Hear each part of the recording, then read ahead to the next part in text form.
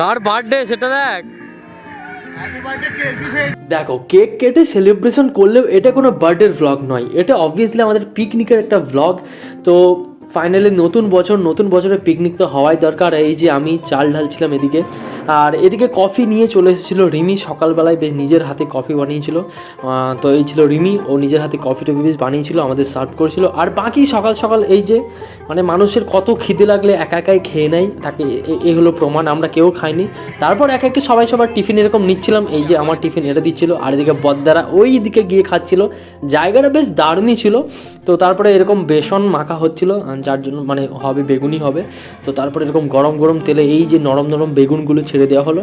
তারপরে এই যে গরম গরম বেগুনি খেতে ভালোই লাগে বেশ। কারা কারা ভালো লাগে কমেন্টে জানিয়ে দিও। আর তারপরে এই যে আমাদের সুদীপা পাল, ও বেশ মাংস টাংস হয় পরিষ্কার করছিল এবং ম্যারিনেশনে ওই করেছিল, ওর কাজ ছিল। আর এই যে এই দুজনে গল্প করছিল আর কাজ করছিল। তো এর একটা ফুল ভিডিও আছে, তোমরা যদি দেখতে যাও তো আমি এখানে অ্যাড করে দিয়েছি, তোমরা দেখতে পারো। তারপরে বাকি সবাই কাজবাজ করছিলো, আর আমাদের ফ্রাইড রাইস এদিকে রেডি হচ্ছিলো।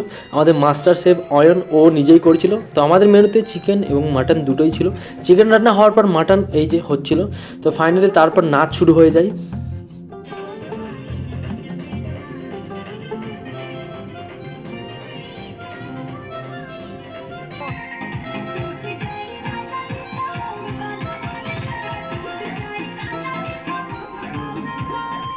তো নাচা গানা করে উল্টে পাল্টে সবাই ফাটিয়ে দিয়েছিল। আর এদিকে আমাদের খাবার ততক্ষণ পরিবেশন হচ্ছিল, আমরা প্রচুর মজা করেছিলাম।